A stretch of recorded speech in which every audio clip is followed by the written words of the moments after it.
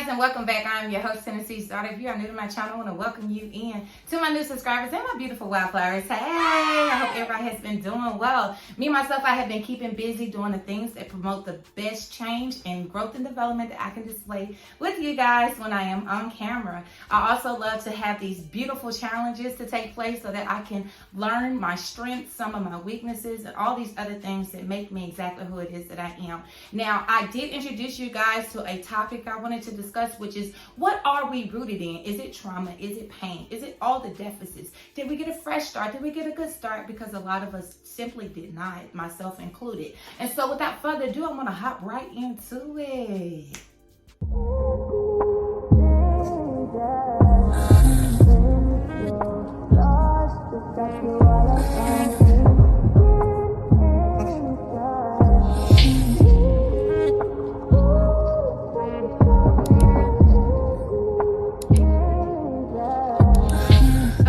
So look, when we're thinking about what it is that we're rooted in, we have got to acknowledge that the people that are responsible for our growth and development, that means our caretaker, that means our mother, our father, be it they were together or they were single parents, whatever that is, they hold a great deal of responsibility for the things that we are rooted in. So let's show them a little grace and mercy right in this moment, because a lot of what they showed, told, and taught us came from their own upbringing. And when you do not address certain issues, when you do not tackle these things that could interfere with your ability to parent your own children properly, I'm telling you right now, it will spill over. So let's show them some grace and mercy. They was only doing what they was taught, told, and what it was that they know, okay? So, and my own mom included. And so with that being said, a lot of times when we're growing up in this world, even as adults, because growing does not stop. So as we continue to evolve in this world, we have got to understand and learn the separation between obtaining financial wealth and maintaining mind, body, spirit, and soul retrieval balance.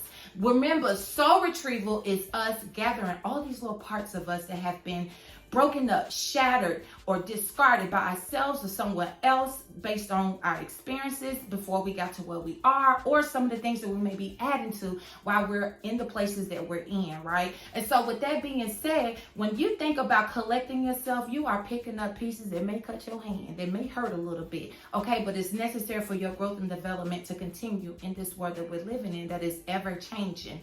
And so with that being said, when we're coming up and we're thinking about money over everything else, we forget the things that matter, right? And so we don't necessarily act or respond to certain things with our higher self, which can interfere with our future self. And that's why the now and what we have now is so important, how we react now, because sometimes you don't get that moment to take something back that you said, to take something back that you did.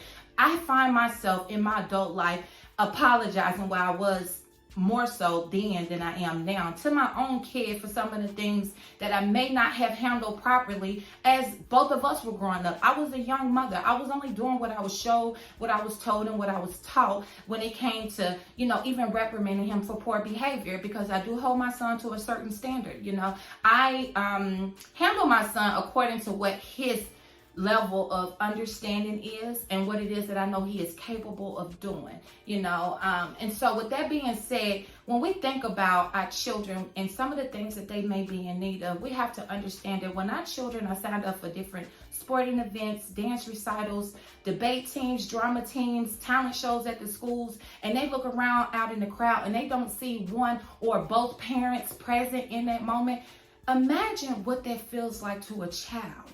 And then a lot of this rebuttal that gets kicked back is, well, I had to go get the money, or I'm making sure we have the best lifestyle, not understanding that your desire to go and get money over spending time with your kid and supporting them and making sure that they know that they're supported and they feel supported is all rooted in pain and the deficits that you faced when you were a child because your family did not have any money. And so you primarily focus on getting money thinking that is going to solve things. But they tell you all the time, more money, more problems, new levels, new devils. It does not stop, okay? So we have got to find the harmony and balance within ourselves, within our own dwellings to the best of our ability. There is no 100%, but we can strive for better than yesterday, without any interruption. And so with that being said, children don't really know how to process you not being there. All they know is you were not there, and all they wanted was you, but you wanted to go get this money. Some of this money that we're even out here getting isn't even beneficial to our lives. We're not even taking the money, reinvesting it in other things that is going to get us money while we're asleep, because that's really the ultimate goal. You don't want to be out here in your waking state want to go get some money. You want to find a way to get some money while you are asleep, okay? So that residual income or whatever that is can finance the other parts of your life and free you up so that you can be with your children.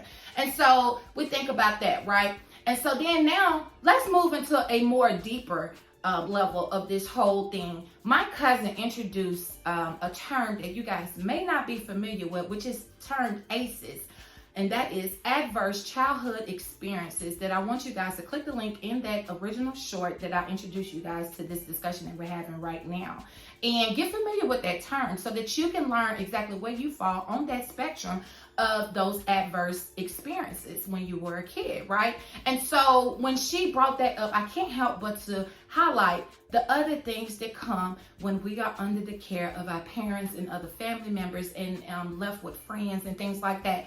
And that could be a different level of sexual abuse, mental abuse, emotional abuse. All these different things factor into what it is that we are rooted in today's time, okay? And so when you see a mother that is overprotective over her children, you have to understand that she may have experienced some things in her childhood that is causing her to not want to let uncle such and such or leave him over auntie such and such house, for an extended period of time based on the things that she experienced when she was coming up. This same thing goes for men. Y'all would not believe how many men have been sexually abused at some point or another in their lives. A lot of men, they mistake laying somebody down at 11 years old, this older woman experience that they had as a badge of honor, when really they were taken advantage of and they don't even know how to process their pain. Now they grow up and they're out here womanizing. They can't get enough of that first experience because they was introduced to it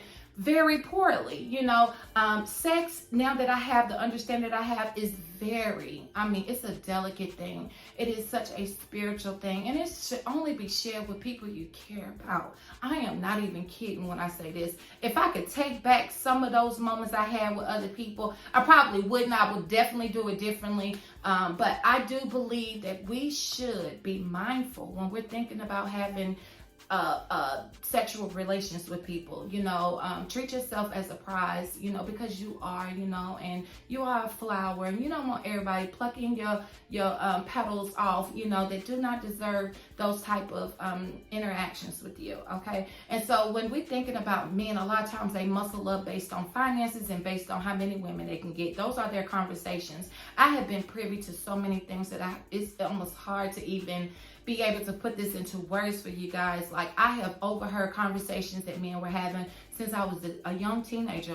I'm talking 14 years old, where I would listen to these young guys talk about who they laid down, who they slept with. I know sisters that have done the same guy, and now they don't know that I know this, but I'm just saying, I've overheard these certain conversations, and I know a lot of that has played into my choices in my own life, because I have not laid everybody down that I've talked to, and I have put boundaries up with certain people for good reason, because I have had that exposure. I have the knowing that these type of people are not gonna mean me any good. So make sure you pump the brakes, and so I listen to myself a lot of times, and I have over the years, but it doesn't mean that I have not fallen into some of the same traps that other people have, because that just would be lying altogether.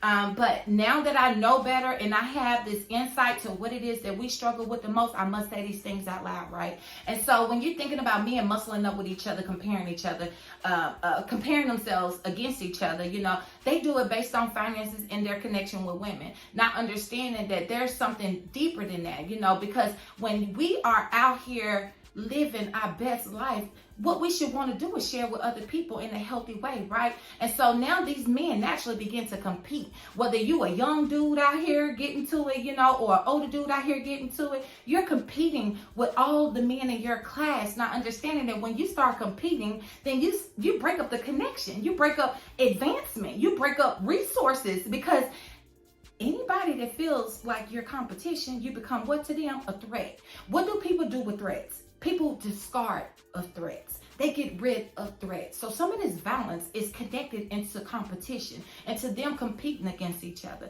Be it a man, be it a woman, be it money, be it somebody was short stopping them on a business deal, this, that, and the other. And now somebody has lost their life because all they thought about was money. Nobody's thinking about harmony. Nobody's thinking about peace. Nobody's thinking about their children. Nobody's thinking about their offspring. Because when you make decisions out here, you have got to factor in the fact that you have a family, that you have offspring. So is this a good decision for me and my family? You know, is my behavior something that should be marveled or should it be studied? You know, because a lot of people really need to be studied. They are pure case studies out here, things of not to do, okay?